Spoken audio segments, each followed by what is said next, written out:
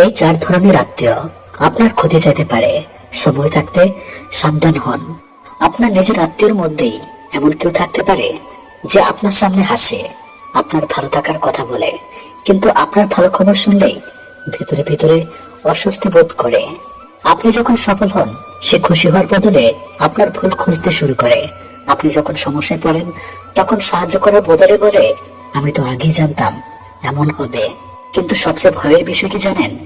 সব ক্ষতি শত্রু করে না, কখনো কখনো ভুল মানুষকে বিশ্বাস করাই নিজের ক্ষতির কারণ হয়ে দাঁড়ায়। বন্ধুরা, তাই আজকের ভিডিওতে বলবো এমন চার ধরনের আত্মীয়র কথা যাদের সঙ্গে সম্পর্ক ছিন্ন করার কথা নয়, কিন্তু সীমা বজায় রাখা এবং ব্যক্তিগত বিষয় শেয়ার করার ক্ষেত্রে সতর্ক থাকা জরুরি। ভিডিওটি শেষ পর্যন্ত দেখুন, কারণ 4 নম্বর ধরনের মানুষকে চিনতে অনেকেই ভুল করেন। নাম্বার 1, আপনার ভালো খবর শুনে খুশি না হওয়া আত্মীয়। আপনি নতুন কাজ পেয়েছেন, সে বলবে এই কাজ কতদিন থাকবে কে জানে। আপনি ব্যবসা শুরু করেছেন, সে বলবে অনেকেই তো ব্যবসা করে শেষ পর্যন্ত লোকসান করেছে। আপনার সন্তান ভালো ফল করেছে, সে হয়তো সঙ্গে সঙ্গে অন্য কারো সন্তানের সঙ্গে তুলনা করবে। এখানে একটা বিষয় বুঝতে হবে, সবাই আপনার মতো করে আনন্দ প্রকাশ করবে না। তাই একবারে আচরণ দেখে কাউকে বিচার করবেন না।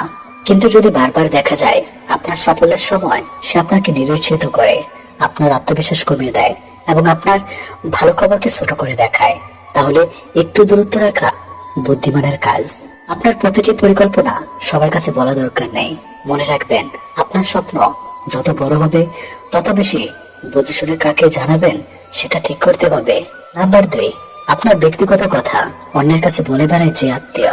এ ধরনের মানুষ খুব মিষ্টি করে কথা বলে। আপনি ভাবলেন এই মানুষটা তো আপনজন, ওকে নিজের কথা বলা যায়।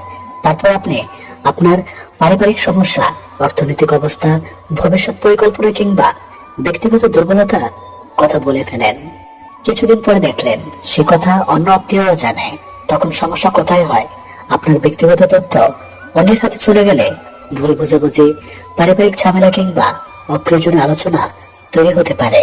তাই যার কাছে কোনো গোপন কথা বলার পর সেটি বারবার অন্যের কাছে পৌঁছে যায়, তার সঙ্গে সম্পর্ক রাখুন, কিন্তু ব্যক্তিগত তথ্য শেয়ার করার ক্ষেত্রে সীমা রাখুন। কারণ বিশ্বাস মানে সবাইকে সব কথা বলা নয়, বিশ্বাস মানে কাকে কতটুকু কথা বলা নিরাপদ সেটা বুঝতে পারা। নাম্বার 3, আপনার দুর্বল সময়ে আপনাকে আরো দুর্বল করে যে আত্মীয়। আপনি কোনো সমস্যায় পড়েছেন, আপনার তখন দরকার ছিল একটু সাহস, একটু সহযোগিতা, কিন্তু সে এসে বলল তোমার দ্বারা এসব হবে না, তুমি সবসময় ভুল সিদ্ধান্ত নাও, তোমার জীবন এমনই থাকবে। একটা কথা মনে রাখবেন, কেউ আপনার আত্মীয় হলে তার প্রতিটি পরামর্শ ঠিক হবে এমন নয়। কেউ ভুল করে আপনার ভালো চাইতে পারে, আবার কেউ নিজের নেতিবাচক চিন্তা আপনার উপর চাপিয়ে দিতে পারে। তাই পরামর্শ শুনুন, কিন্তু সিদ্ধান্ত নেওয়ার আগে নিজে বিচার করুন। বিশেষ করে যখন আপনি মানসিকভাবে দুর্বল, তখন কার কথা আপনার আত্মবিশ্বাস বাড়াচ্ছে আর কার কথা আপনাকে ভেঙে দিচ্ছে সেটা খেয়াল রাখুন। নাম্বার 4, আপনার ভালোবাসা ও বিশ্বাসকে সুযোগ হিসেবে ব্যবহার করে যে আত্মীয়। এটাই সবচেয়ে গুরুত্বপূর্ণ। কিছু মানুষ আপনার ভালো মনকে আপনার দুর্বলতা মনে করে। আপনি বারবার সাহায্য করলেন, সে সেটাকে আপনার দায়িত্ব মনে করতে শুরু করলো। আপনি একবার ক্ষমা করলেন, সে ভাবলো আবারও একই কাজ করতে পারবে। আপনি চুপ থাকলেন, সে মনে করলো আপনার কোনো প্রতিবাদ নেই। ভালো মানুষ হওয়া খুব ভালো, কিন্তু নিজের সীমা না জানা ভালো মানুষকে অন্যের সুযোগ নেওয়া শিকার বানিয়ে দিতে পারে। তাই কাউকে ঘৃণা করার দরকার নেই, কিন্তু প্রয়োজন হলে স্পষ্ট ভাবে বলুন এই বিষয়টা আমি করতে পারবো না। না বলতে শেখা মানে খারাপ মানুষ হওয়া নয়, বরং নিজের সম্মান, সময় এবং মানসিক শান্তিকে গুরুত্ব দেওয়া।